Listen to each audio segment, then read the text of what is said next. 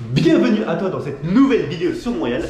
Si tu cliques sur cette vidéo, c'est que tu as déjà vu la première partie, parce que ça c'est la deuxième partie. Et si tu n'as pas vu la première vidéo, il faut que tu ailles la voir tout de suite. En fait, c'est pas hyper gênant, tu peux quand même voir celle-là. Mais bon, dans cette nouvelle vidéo, on vous continue la visite de Montréal. Il y a encore plein de choses à voir et on commence tout de suite avec le lac au castor. Est-ce que vous saviez que le nom de la ville de Montréal venait en fait du nom de la colline qui se trouve en plein dans la ville, au centre de l'île? Oui, parce que cette colline, elle s'appelle le Mont-Royal. Et c'est vraiment pas une très grosse montagne, hein. C'est vraiment une petite colline, hein, j'insiste là-dessus, c'est vraiment pas très grand. Et d'un côté, tu as le centre-ville, et de l'autre, tu as d'autres quartiers résidentiels, notamment, c'est là que se trouve mon université, et c'est là que j'habitais aussi. Et comme vous pouvez vous en douter, hein, avec Daniela, qui est juste là. Dani. Ah. Ok. Et ben on est en train de marcher sur le Mont-Royal justement, et on va à un endroit qui est assez connu ici, qui s'appelle le lac au castor. Et vous allez voir ça, c'est un endroit super sympa quand il fait beau en tout cas. Il y a un lac évidemment. Et on emporte un petit pique-nique avec nous. Donc on va se faire un bon petit repas avec une salade froide. Donc ça va être super sympa. Et voilà, on arrive au lac des Castors qui est juste en face de nous ici. Et ici, c'est la patinoire sur laquelle on peut patiner pendant les hivers, bien sûr. Hein, il y a pas mal de monde, par contre, il faut faire attention. Mais c'est super sympa en vrai. Et là-bas, comme je vous dis, il y a le lac aux Castors. Il y a des gens qui peuvent vous pouvez louer des petites embarcations. Donc ça, c'est sympa. Je l'ai jamais fait par contre. Donc je ne saurais pas vous dire combien ça coûte. Et nous, on va essayer de se poser là-bas sur les petites collines. Mais sinon, tout autour, c'est un parc super sympa pour se balader. Je trouve qu'il y a pas mal de tables de pique-nique. Il y a même là-bas un chalet. C'est le chalet du lac au castor. On peut se restaurer. Il y a des toilettes. C'est un café aussi. Et c'est ça. C'est super sympa en vrai. C'est un truc que vous devriez aller et connaître hein, si vous venez à Montréal. Ça, c'est sûr. Regardez-moi tous ces petits cantons là. Si c'est pas sympa tout ça. Trop mignon ça. Faut pas se battre non plus pour la bouffe. Hein. On va se trouver un bon spot là-bas. Et voilà, on a bien mangé avec Dani, on a bien mangé ce petit pique-nique au bord du lac au castor. Et maintenant, pareil, sur la même colline, donc le Mont-Royal, on se dirige vers un belvédère qui s'appelle le belvédère du Condiaronc. Un truc comme ça, ouais, je savais même pas que ça s'appelait comme ça avant. Et pourtant, je suis déjà venu plusieurs fois. Et donc, c'est quoi ça? Même pas 15 minutes de là où on était. Et ça vous donne une super belle vue sur le centre-ville. Le centre-ville, c'est un belvédère qui est assez connu à Montréal. Ça ne m'étonnerait pas du tout si vous avez déjà vu des photos de ce belvédère. Mais il est juste devant moi. Et là, juste derrière moi, il y a le chalet du Mont-Royal. Je sais que là-dedans, il y a un café, il y a aussi un magasin de souvenirs. Et je pense que c'est une salle aussi pour les événements privés. J'ai jamais vu d'événements là-dedans. Mais c'est ça. Et sinon, si on dirige vers là-bas, c'est là-bas qu'est le belvédère. Il y a déjà pas mal de monde, mais on va aller voir quand même. Et voilà, on y est. Là, si vous pouvez voir là-bas, il y a une fresque sur un immeuble. C'est Léonard Cohen. Elle est assez représentative de la ville de Montréal. Je pense que c'est un des meilleurs spots ici que vous pouvez avoir hein, sur le centre-ville, ici sur le Mont-Royal. Là-bas, on a la ronde, hein, c'est le parc d'attractions. Il y a aussi le pont Jacques-Cartier qui passe juste devant. Le quartier du Vieux-Port, il est derrière ces immeubles dans cette zone-là, là-bas. Et sinon, la rive sud, elle est de l'autre côté du fleuve. Donc le fleuve Saint-Laurent qui est juste là-bas. La vue est quand même vraiment pas mal du tout. Bon, et évidemment, ça fait un super bon spot de photo, hein. Ça, c'est sûr. Un petit truc aussi à savoir sur Montréal, c'est qu'il y a pas mal de marmottes et d'écureuils. Il y en a une juste là d'ailleurs. La petite meute, on va voir si elle se laisse approcher un petit peu. Et elle mange ces petits trucs tranquillement. Hop, et merde, je lui ai fait peur. Brr. Cette fois, je vous emmène visiter un autre musée de espace pour la vie. Cette fois, ça va être la biosphère. C'est une forme assez reconnaissable, hein, typique de Montréal aussi, que vous pouvez voir sur certaines photos. Vous la reconnaîtrez très facilement. Ça fait vraiment comme une grosse sphère, une structure métallique assez chouette d'ailleurs. Et pour aller à ce musée-là, il faut prendre le métro et s'arrêter à la station Jean Drapeau. Donc c'est proche de Longueuil, de la rive sud.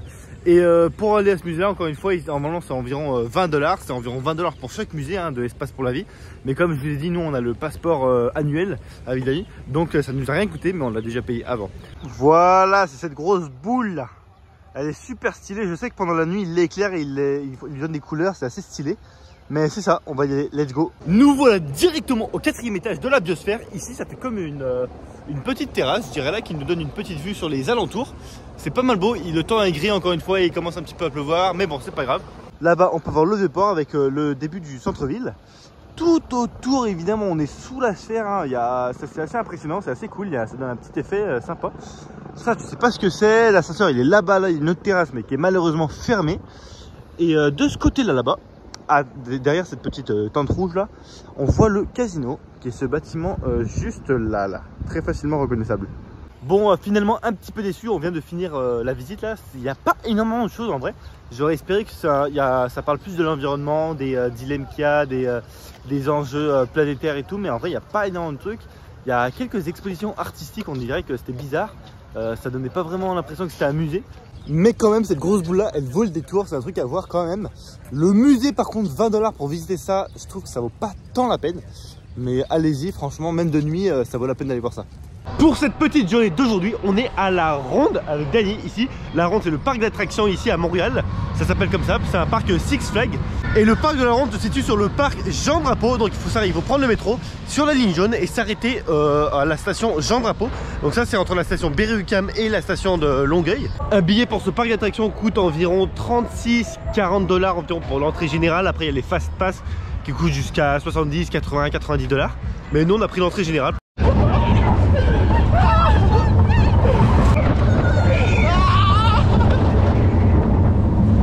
Ok, là on est sur le monstre. C'est le premier manège ici du parc de la Ronde. Il a été inauguré et ouvert pour la première fois en 1985.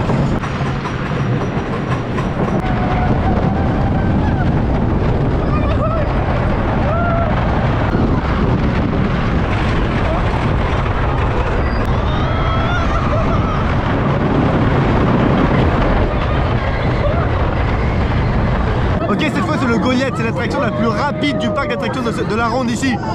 C'est aussi le plus haut, je pense. Regardez la vue qu'on a. C'est super stylé.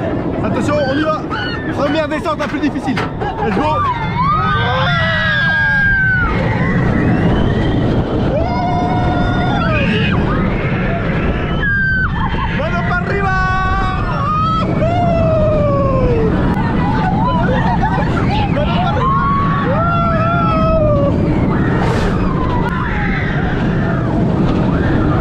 Ok, on est parti pour un petit tour dans la grande roue du parc de la Ronde. Regardez la vue qu'on a aussi là. Le pont Jacques-Cartier qui est juste là, l'île de Montréal qui est de ce côté-là. On voit le centre-ville en fait de ce côté-là là-bas. Hop, regardez la vue qu'on a sur la Ronde. Pas si mal hein. Regardez-moi ça. Hop.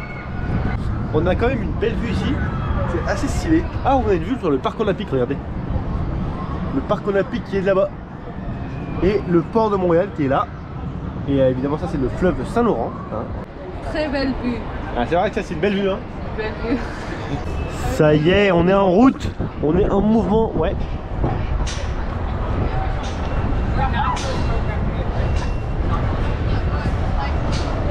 On est pas mal là. Incroyable la vue qu'on a, incroyable. Laissez-moi vous présenter rapidement une pâtisserie canadienne. Je sais pas si c'est canadien ou québécois, mais en tout cas c'est assez bon. Ça s'appelle une queue de castor ou une beaver tail. Regardez ça. Ici c'est la même entreprise à chaque fois, Beaver Tail. Ça ressemble à ça. C'est de la farine de blé entier. C'est une texture assez particulière et en général tu mets la garniture que tu veux. Là on a pris un truc qui s'appelle Bananarama. Donc là c'est du Nutella avec de la banane. Ok, celui-là c'est le vampire.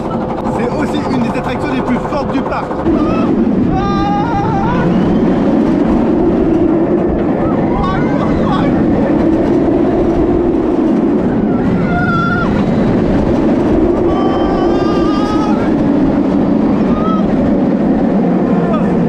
Aujourd'hui, je vous amène dans un point d'intérêt des plus importants de la ville de Montréal.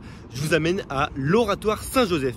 C'est un des édifices religieux les plus grands de la ville de Montréal hein. Donc ça constitue une des choses à visiter à Montréal, ça c'est sûr. Et en plus c'est vraiment pas loin de chez moi. Ça se situe dans le quartier de Côte-des-Neiges.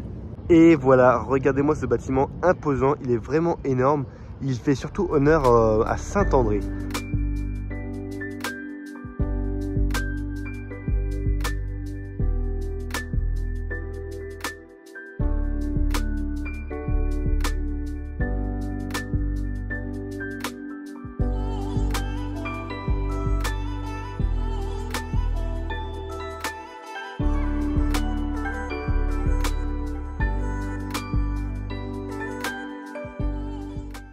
Comme vous pouvez le voir, il est vraiment énorme, il y a plusieurs étages, il y a même un musée, il y a des boutiques, il y a des restaurants, il y a une chapelle et bien sûr il y a la basilique qui se trouve vraiment tout au-dessus là.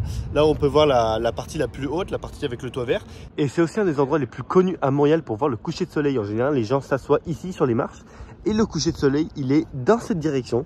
Mais là, c'est vraiment dommage parce que tout est en construction depuis quelques années déjà. Et normalement, on devrait monter par les marches ici directement en face de l'oratoire. Mais là, il y a une navette disponible qui est gratuite, qui me fait le tour comme ça, qui monte. Mais c'est dommage. Mais bon, sinon, le coucher de soleil est pile en face là. Ok les potos, cette fois, on est venu faire du block shop. Là, on est au block shop d'Hochelaga. C'est assez loin de chez moi, on est venu en voiture. J'ai emprunté la voiture de mon père pour venir. Là, donc là, je suis accompagné de Guillaume, un pote, Guillaume Vaudescal.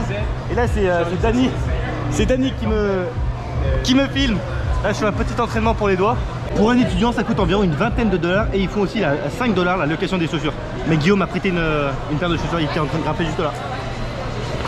Le coach. Attrape direct. Voilà, super Paul. Première V3 de Paul. C'est validé. Pas facile, hein. Je suis choqué. Allez, c'est dur de jamais. Ah ouais. Il l'a chopé celle-là. Elle est un peu difficile. Surtout les prises, elles sont un peu rondes. Mais elle est faisable. Elle est faisable. Ah, c'est la dernière là que t'as chopé assez rapidement quand même. Ouais. Moi, c'est à mon tour bientôt là. Regardez. Ouais, Paul. Oh, c'est incroyable ce qu'il vient de faire. C'est sa première séance. Oh là là là là. Paul, c'est Ok, je vous avoue que c'est assez compliqué. C'est vraiment pas simple. En vrai, j'ai déjà fait seulement une séance de bloc. C'était à Lyon. C'était un block shop aussi. Mais là, si vous voulez, c'est organisé à partir de V1 jusqu'à V12. C'est des niveaux de difficulté. Et on va de niveau en niveau, petit à petit. J'ai fait le V0, j'ai fait le V1, j'ai fait le V2. Là, on est sur du V3 maintenant. Je vous avoue que ce sera pas maintenant le V12, mais on y va. Allez, Oui, Guillaume, oui. Aïe. Yeah.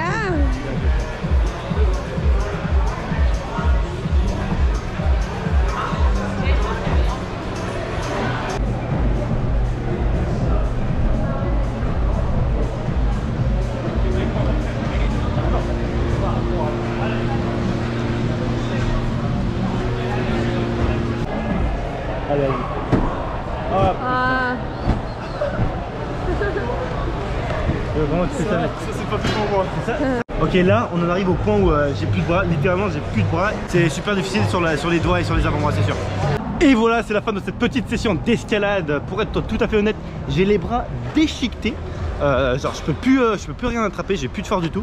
Mais super bonne expérience. En vrai, c'est le premier block shop que je tente à Montréal. Guillaume, des impressions à partager? Une très grosse séance. Paul, tu m'as impressionné. Ah. C'est sa première, deuxième fois.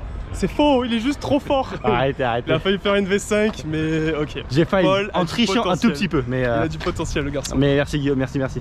Pour m'avoir fait connaître cette petite salle d'escalade là. Oui. Et voilà qui arrive notre dernière petite soirée ici à Montréal. Et pour fêter ça, en fait non, pour en profiter de cette dernière soirée, on est venu faire un peu de bière ici dans le Fitzroy.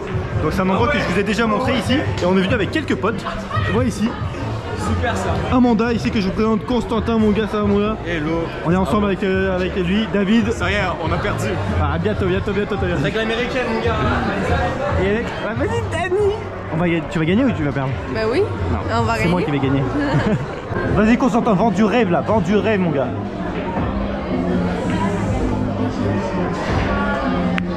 Ah c'est gênant. Je savais, il faut rire, c'est gênant. C'est gênant comme ici, ouais. Gros coup du siècle, on va faire un pouce-pouce. Check ça. Facile. You got this man. Let's go. That's it mon gars. Mes chers amis, voilà qui est arrivé maintenant. Le moment de partir de mon petit appartement.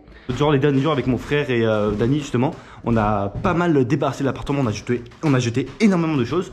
L'appartement ici, c'est le salon. Je me trouve dans le salon, c'est ici où il y avait pas mal de trucs qui se passaient. Quand j'invitais des amis, c'est ici que ça se passait, les petites soirées. Il est vide, comme vous pouvez voir. Enfin, il est vide. La plupart des trucs ici, on va les jeter. Et d'autres, c'est à donner, bien sûr. Là, ma chambre qui est juste juxtaposée au salon, elle est partiellement vide aussi. Il reste évidemment le lit qui est là. J'ai essayé de le vendre. Si on le vend pas avant demain, je pense que mon frère va aller le jeter. C'est maintenant au tour de mon frère de faire sa part parce qu'il doit vider toute sa chambre. Il n'a pas beaucoup avancé parce que lui il travaille en ce moment. Mais il va vider tout ce qui reste, jeter tout ce qui reste aussi, surtout dans la cuisine, dans la salle de bain et tout. Et c'est lui qui va rendre les clés au propriétaire. Allez, petite dernière fois que je remets les pieds sur le balcon. Dernière petite vue sur la rue d'Arlington. Hop. C'est fou hein. Devoir se séparer de son petit appartement dans lequel j'ai passé les 5 dernières années. Ouais. Bah allez, pas de regret. Allez, la petite nostalgie, je te sens. Mais bon, c'est ce qu'il faut faire. C'est la vie et la vie continue. Let's go! Maintenant en direction de l'aéroport de Montréal Pierre-Éliott Trudeau. Sur la route, normalement ça devrait nous prendre une demi-heure en partant de la maison. À ce temps-là il est 16 h à peu près, donc il y aura un peu de trafic, donc on va mettre sûrement un peu plus de temps. On a ici le chauffeur privé Le Frérot, ici, qui nous amène avec la voiture de Papy. Et derrière, la petite Annie. Comment va mi amor? Todo bien? Excellente. Hop, ici on est à l'aéroport Pierre-Éliott Trudeau, comme je vous ai dit. J'ai énormément de valises, j'ai 2 grosses valises ici avec 2 énormes sacs à dos. Mon sac à dos militaire, mon chapeau, j'ai tout. Let's go faire le check-in. Et me voici dans mon premier vol. Donc là c'est jusqu'à Francfort. Je fais toujours des escales à Francfort. Mais bon, Montréal-Francfort en général ça fait, je pense ça va faire environ 7 heures de vol. Jusqu'à maintenant tout va bien, j'ai demandé 2 plateaux de repas. Me voilà à Francfort en Allemagne. Je commence à avoir l'habitude de venir ici, ça fait une drôle d'impression. Et je me dirige vers la porte pour mon second vol. Et voilà mon deuxième vol, pareil avec Lufthansa. Ce vol devrait durer à peu près 1 heure ou un peu plus d'1 heure. Jusqu'à Lyon. Boum! Bien arrivé ici à l'aéroport de Lyon après 1h15 après de vol. Je suis crevé, j'en ai profité pour piquer un énorme somme. Je pense avoir sur ma gueule, hein, je suis assez crevé.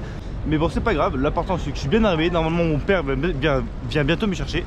Et gros repos tout de suite.